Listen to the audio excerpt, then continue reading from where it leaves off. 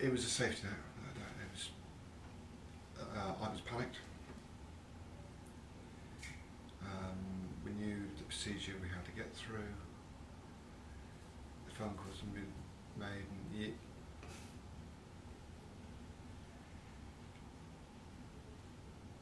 it's, I suppose, like the cavalry coming over the hill. You hear the noise, and you've got that, God, yes, great, I'm going for a ride in an ambulance, but I felt safe, I really did. Not something for the camera, it's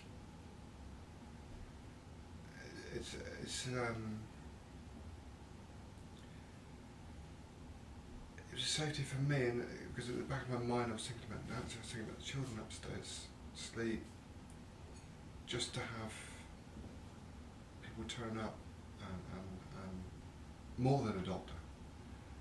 When you go to a doctor, you have a 5-minute interview, which they're going to write out something. They're not really interested in you, it's a procedure they go through. When Mark and the other lads turn up, yeah, I felt safe, cuddled, if you like. The whole procedure for me has left me with a positive charge of endless energy at the minute. Those things I need to do for others. It's got to be out there, and you're all going to do your bit to sort of safeguard people. It's left me with a charge. I want to do my bit so you don't have a job to do. It's get people more aware of what's going on, and happy, and things like that, and explain the experience. It's unforgettable. It is carving into the inside of you. I can only say good. It's, in a strange way, it's the most frightening roller coaster ride. It's such adrenaline at the end of it that you can only go out there and feed on the, it's like sounding like a hippie, of doing good and bringing back now, of the addiction of being positive, making a difference. And wanted to go around now really just hugging people and ambulances, you know, and saying you have made a difference. You have no idea what difference you've made. Just that tiny bit, one person has made the difference of hopefully me doing to 1,000 people, and that knock-on effect. And it's not just happened to me. I mean, it's for an early, my family as well. There was a few seconds decision there that I could have been shut off permanently. 4 children, Nancy.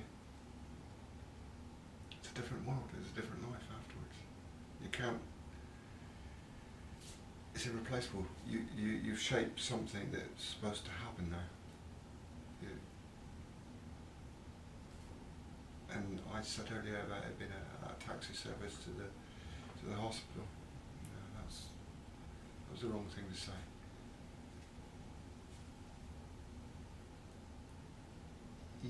It's more medical care, more. Even coming in now, it's more. You're cutting in more grooves to do more things. I can't say thank you. I can't say any more. It's more people needed. Because they didn't need to focus on me, they needed to focus on Jason. It wasn't about me. I just had to give the information across about what had happened to Jason in the past, you know, about his rectal bleeds and things like that, which obviously made sense to them because I now understand that rectal bleeds are part of heart problems, but for 18 months we've been struggling to find out what's wrong with Jason. So that to them made perfect sense. I knew what I had to do. I knew how to get the dog out of the way. I knew how to open the gate, so I knew all that, and they stayed in touch with me because I took the cordless phone with me, so I could be, you know, with them all the time, or they were with me down the other end of my phone all the time. It was quite even though Mark said, do you want me to stay with you in the house? And I said, no, I'm fine. But actually it was a good job Mark went out to the ambulance because, you know, obviously they needed a lot of hands on. And I knew that things were very wrong.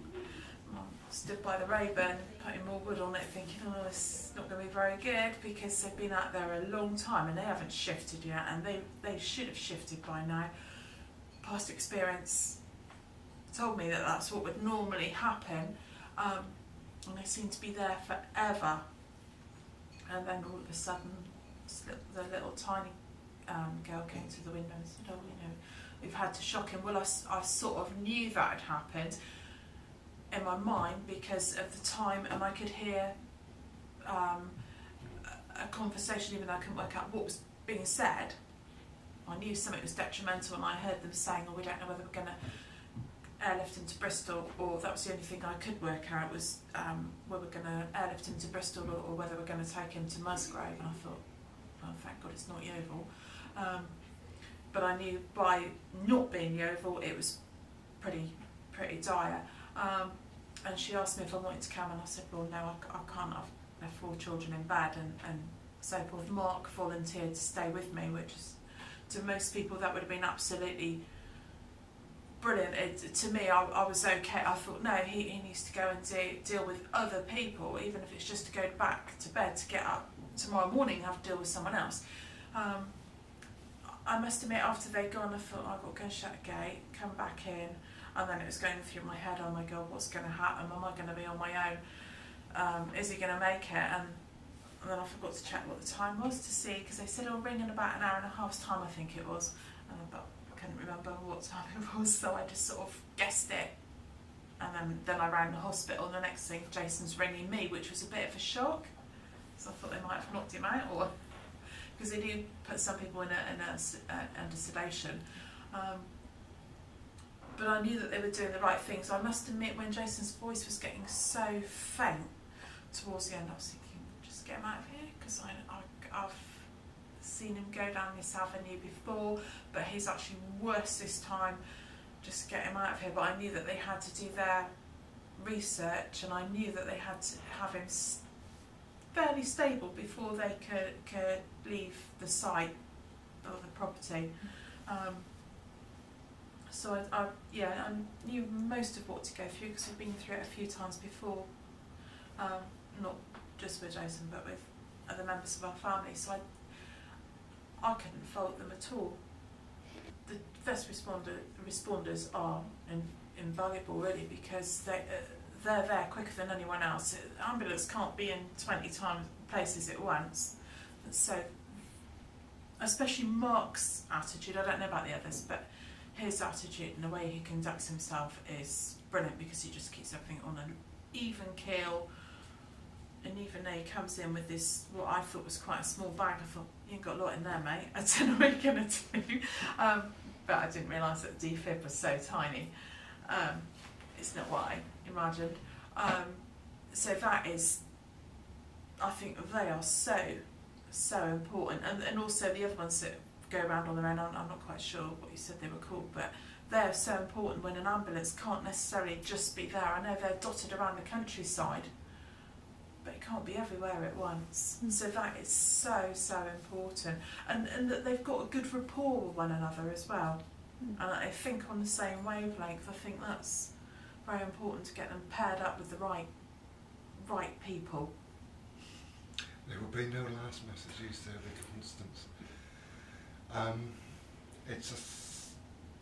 It's more than a thank you, and it's not about a trust, it's about people. You know, yourself stand there taking the time to do this. If it wasn't for people that made the commitment, and it's not a job, it's not about money, because you can't do jobs like it for money. You can't keep pouring in if it's all about money. That's just what keeps people alive, is the money. It's capturing the group of people that make it all work, and that will include myself now on the outside of it all, because I'm here now, and allowing it I mean, you explained it, ripple out. It's more than ripples, it's roots. Because whatever goes out there now will grow. And then only the strongest of it will reach up and make a difference. Does it make a difference? Yeah, it makes a huge difference. I'm alive now to share family. Hopefully many other people will be like it and take a positive away from it. And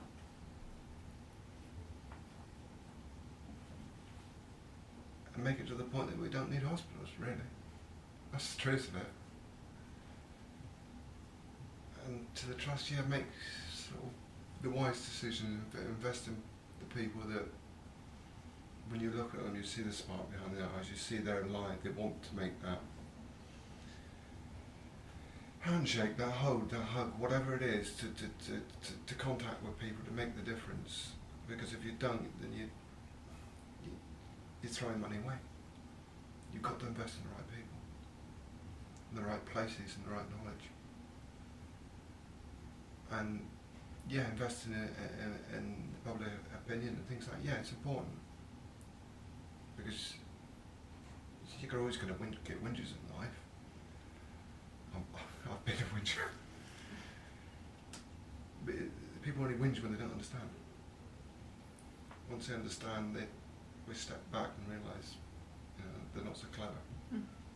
There's a bigger picture up there, and there's a bigger picture than all of us. I think what Martin did at Yeovil Show was a very important thing as well, because I know Angelus and Darwin would be petrified to get into an ambulance.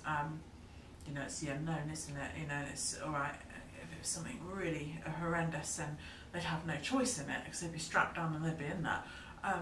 But you know, to get people, you know, or children not to be afraid of it, and also to educate them with CPR. I mean, I haven't done it since I was 18, so that's a long time ago. And I must admit, I did forget when it actually came down to Jason going through it. I was more focused on making the phone call, and I didn't think about what I was taught when I was at college. I think it's important that children are educated. So what he's doing there is a really good thing, because maybe he, you know, the child can't put the pressure behind the CPR, or they can't stop the blood flow to that extent, but just that little bit of input is going to save someone's, you know, life, and later on, hopefully, they'll remember it, unlike me, really. But you know, I do think it's very important what he was doing and getting feedback from the general public as well. Yeah, sure knowledge to people is an investment in tools, because you're investing in people that will work for nothing. Because when that emergency happens, it takes a stranger to deal with someone, because the person that's close can't. Mm. They're already traumatized. It takes a stranger to step in. Take control, isn't it? Simple things at CPR, first aid. Just to step in, you're making a mobile hospital, aren't you? People make use of them. They're not doing anything else at the minute.